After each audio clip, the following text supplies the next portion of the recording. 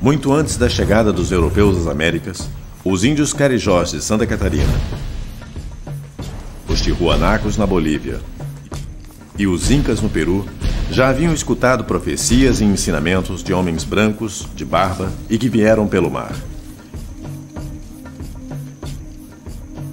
Quem eram esses misteriosos homens que traziam os conhecimentos do velho mundo para as Américas antes de Colombo e Cabral? Padre Antônio Ruiz de Montoya. No século XVII, este padre andava pela região de Guairá, onde existia uma redução jesuítica para evangelizar os índios. Montoya escreve um livro, em 1639, chamado A Conquista Espiritual do Paraguai. Salían las mujeres a recibirnos, trayendo sus hijuelos en los brazos, señal muy cierta de paz y amor. Regaláronnos con sus ordinarias comidas de raíces y frutos de la tierra. Extrañando nosotros tan extra, no agasajo, nos dieron que por tradición muy antigua y recibida de sus antepasados tenían que cuando Santo Tomé, a quien comúnmente en la provincia del Paraguay llaman Pai Sumé, y en las de Perú Pai Tumé, pasó por aquellas partes.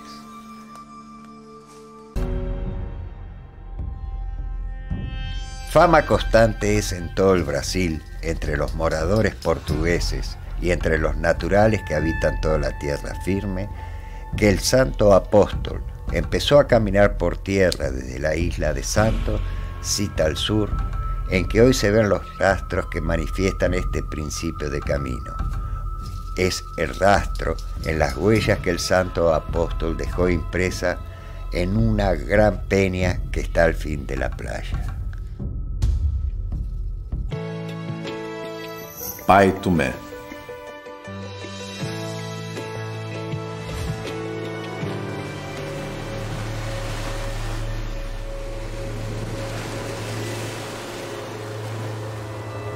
Anthony Knivet foi um pirata inglês abandonado por seu capitão no litoral de São Sebastião, em São Paulo. Eram os índios tamoios que habitavam aquela região.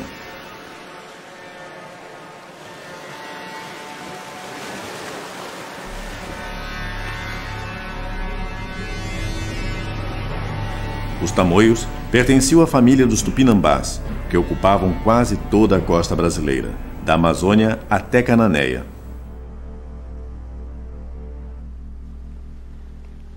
Ao desembarcar no Brasil, o pirata inglês viu pelo menos 2 portugueses sendo devorados pelos tupinambás em rituais sagrados.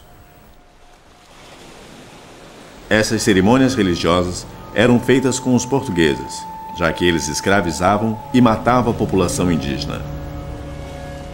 Anthony Knivet se preparava para ser a próxima vítima quando os nativos o avisam que ele seria salvo. Disseram que Knivet não era português. Os tamoios sabiam disso. Ainda falaram: nós sabemos que os nossos antepassados foram amigos dos seus antepassados. Knivet era inglês, de pele clara. Como era possível essa conexão? Pela tradição tupinambá, os ancestrais indígenas também vieram pelo mar. Os tamoios mostraram ao pirata inglês o provável local do desembarque, na região de Cabo Frio, no Rio de Janeiro. Esses grupos tupinambás chamavam a si mesmo de tamoio. Tamoio significa avô, justamente porque eles diziam ser a tribo mais velha do Brasil. Mais curioso é que os tamoios fizeram questão em mostrar a Knivet algumas marcas sagradas pela região. E lá estava a marca de um pé, fincada na pedra.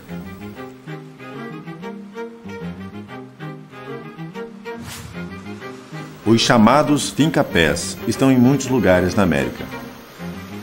Muito mais do que marcas, eles são a representação de um mito. O mito da passagem de um homem branco que deixou nas pedras um vestígio de sua existência. Na época dos descobrimentos, foram encontrados mais de 12 marcas pelo Brasil. Elas estão na Bahia, em Pernambuco, na Paraíba, em Minas Gerais, no Rio de Janeiro, em São Paulo e Santa Catarina. Iremos segui-las até encontrarmos respostas mais claras sobre esse mito. É no Mar Azul de Itapema, do litoral norte catarinense, que a expedição Piabiru inicia sua viagem em busca de mais vestígios da passagem desse misterioso homem branco pela América. A lenda, os pescadores daqui contam que aqui, né, debaixo dessas pedras, habitavam a tribo de índios, né, e que o santo aportou por aqui. São Tomé teria chegado do oceano e ensinado os índios como escolher certos frutos do mar. Certo dia, o filho do cacique come uma quantidade exagerada e adoece. O pajé, com receio das novas doutrinas do tal homem branco, convenceu o povo que a doença fora causada pelos ensinamentos do santo. A tribo decide expulsar o apóstolo. À noite, amarram seu barco para que Tomé não escapasse. No outro dia, uma grande tempestade se forma.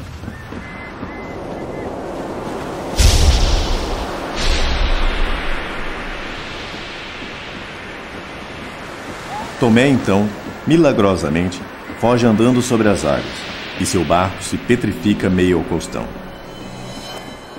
Quando também ele saiu, ele ia correndo, ficaram as marcas dos pés dele nas pedras. Isso aconteceu em todo o litoral brasileiro, né? O barco ainda hoje pode ser visto engolido pelas pedras.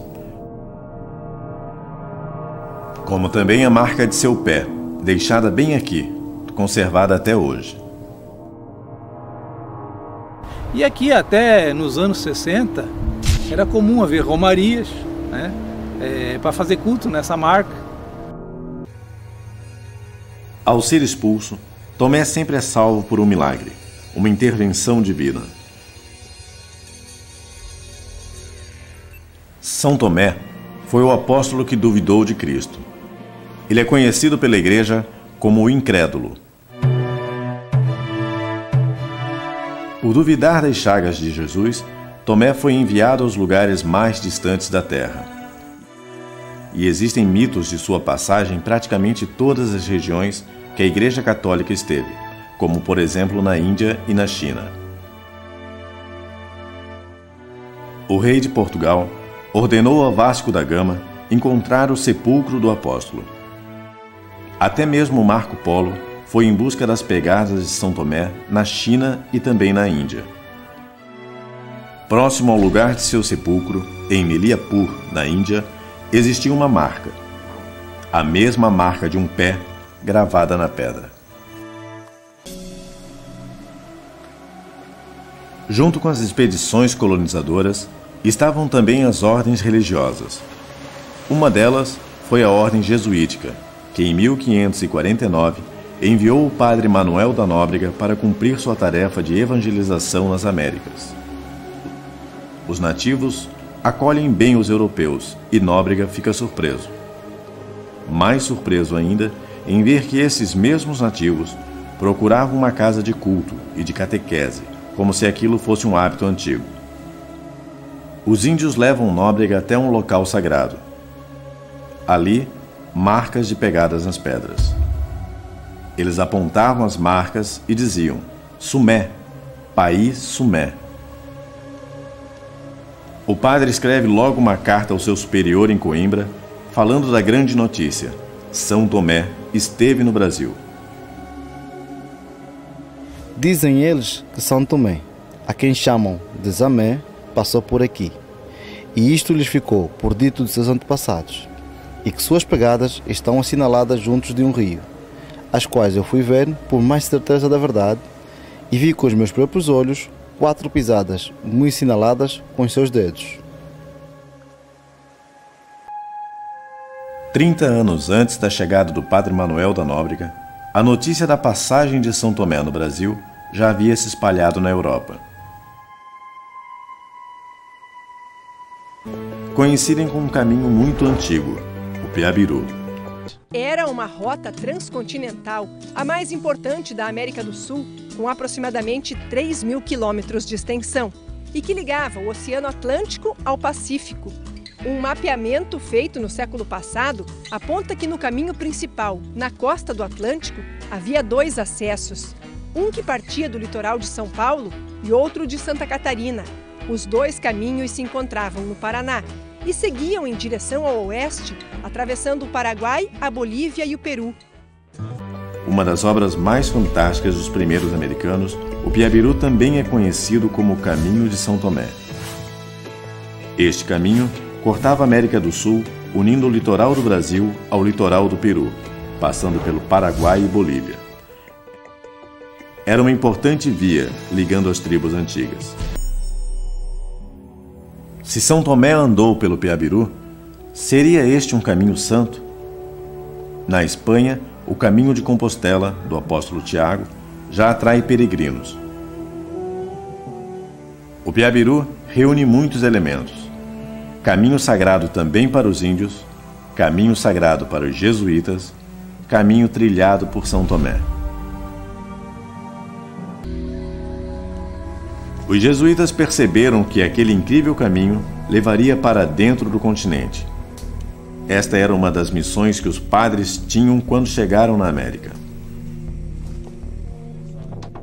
Uma das possíveis provas de que os jesuítas seguiram pelo Piabiru está na região de Pitanga. Descemos por um inclinado morro e fomos em direção ao barulho de uma queda de água. No caminho, encontramos diversas marcas nas pedras, mas uma em especial chamou a atenção. Uma pedra reta, em forma de lousa, com inscrições por todas as partes. Acima, marcas de ondas. Embaixo, a marcação em letras gregas. Também aparecem aqui a figura de um peixe e uma espécie de cruz. O símbolo da cruz pode ser considerado tanto católico como indígena. Ao povo antigo, ela representa o entroncamento de caminho.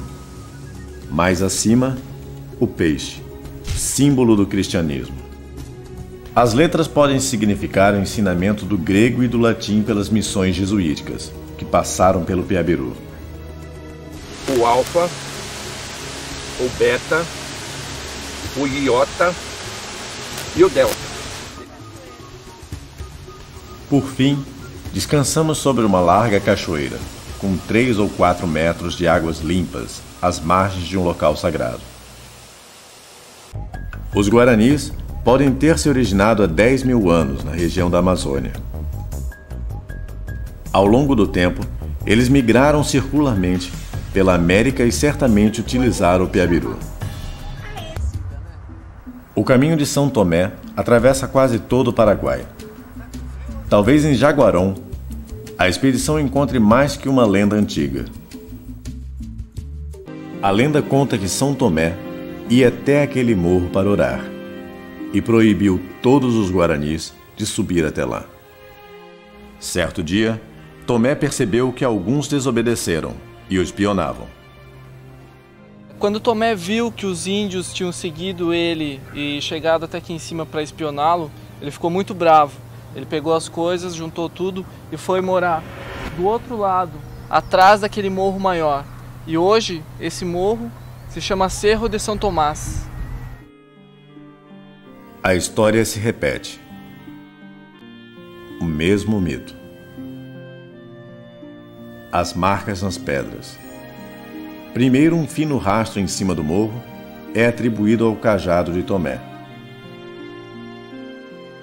Um pouco mais adiante, se encontram as tais pegadas do santo. Pegadas parecidas com aquelas que encontramos no litoral de Santa Catarina.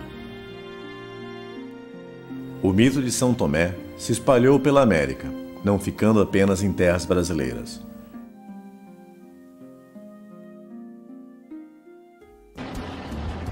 Em uma longa viagem, atravessamos montanhas e encontramos neve ao passarmos pela capital La Paz.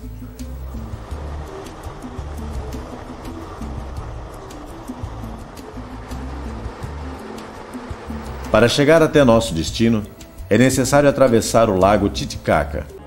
Hay una tradición, lo mencionan algunos cronistas, de que el Santo Tomás hubiese venido también a esta parte de América. Lo hayan asociado con Viracocha, que es una deidad que honran aquí, especialmente en los Andes.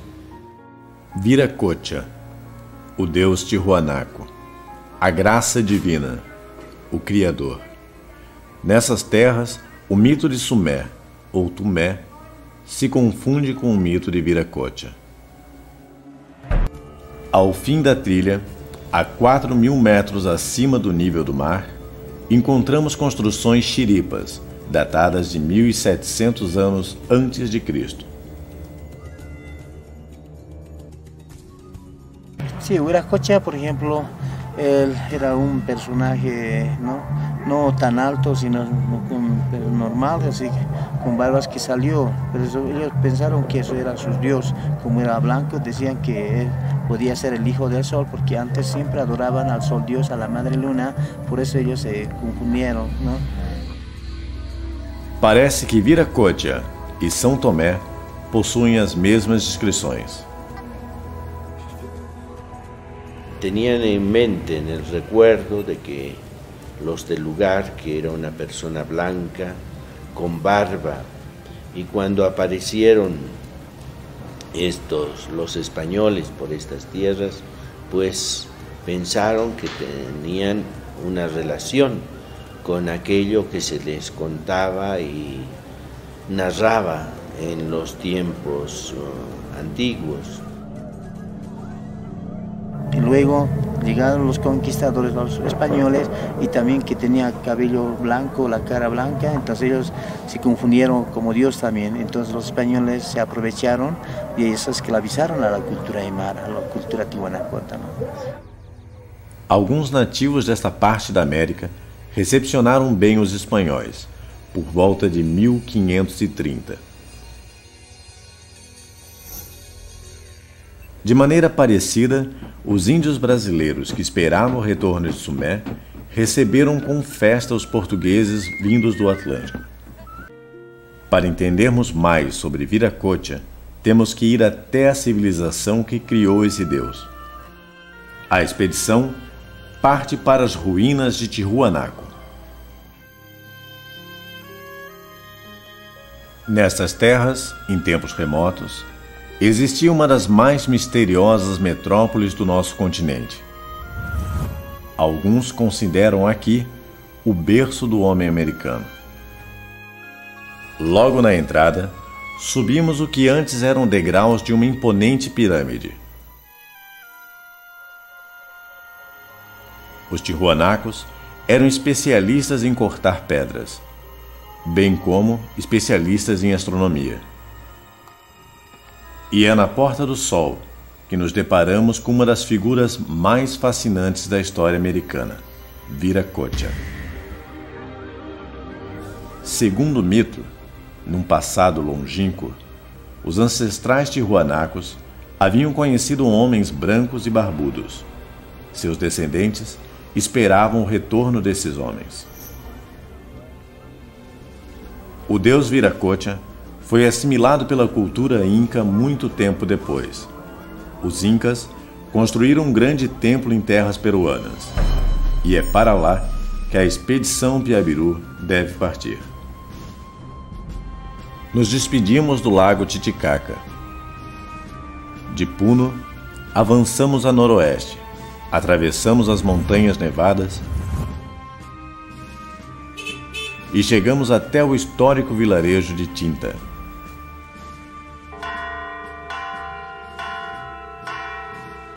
Por aqui, Viracocha também é conhecido como um deus dos ancestrais.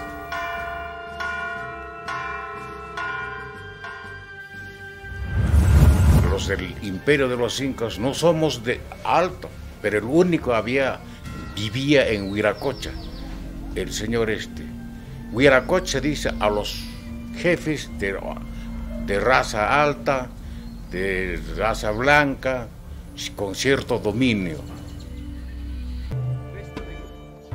Atravessamos duas cidades pré-incas da civilização Pucara.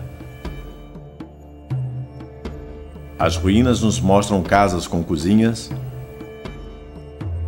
um reservatório antigo de água e até um cemitério. As pedras são encaixadas de maneira grosseira, mas ainda permanecem de pé, há mais de 1000 anos.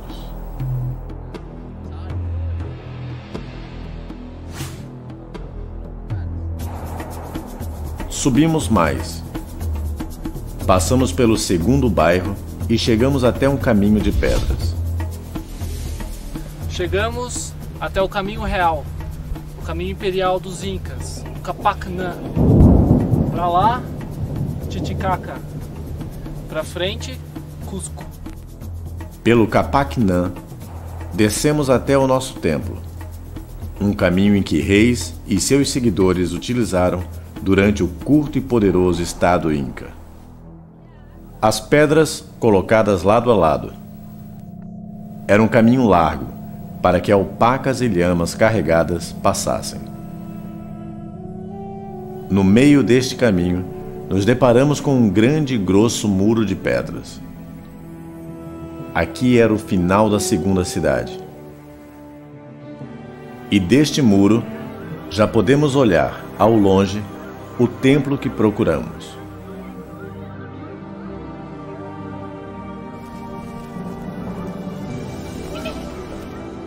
Segundo o mito, naquele local, um grande raio atingiu uma pedra. Exatamente ali, os Incas construíram um templo a Viracocha.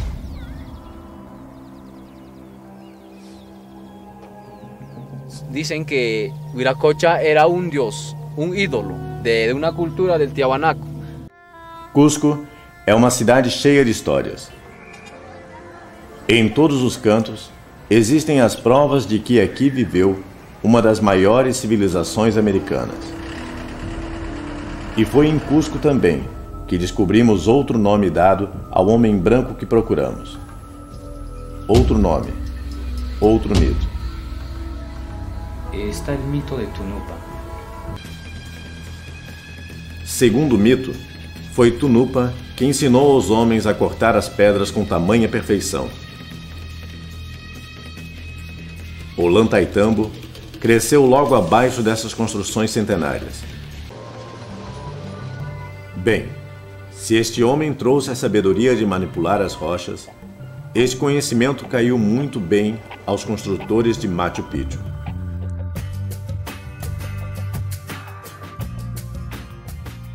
Em meio às montanhas altas, cobertas pelas nuvens, pedras perfeitamente encaixadas ainda se mantêm de pé, em harmonia com o tempo e com a natureza. A cidade perdida de Machu Picchu.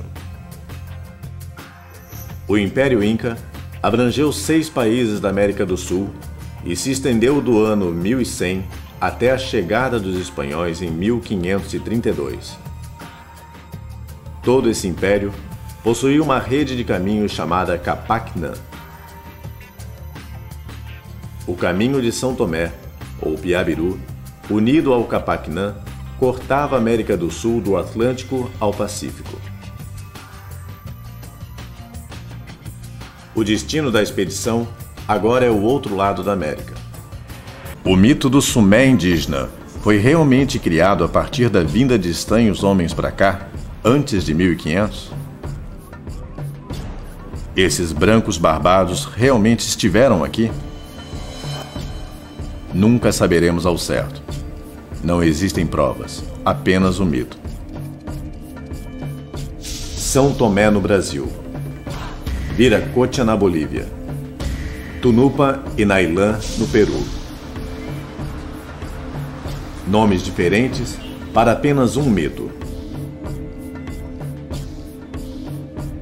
Ao fim de tudo, o que fica mesmo é a fé de cada um sobre este enigma chamado Pai Tomé.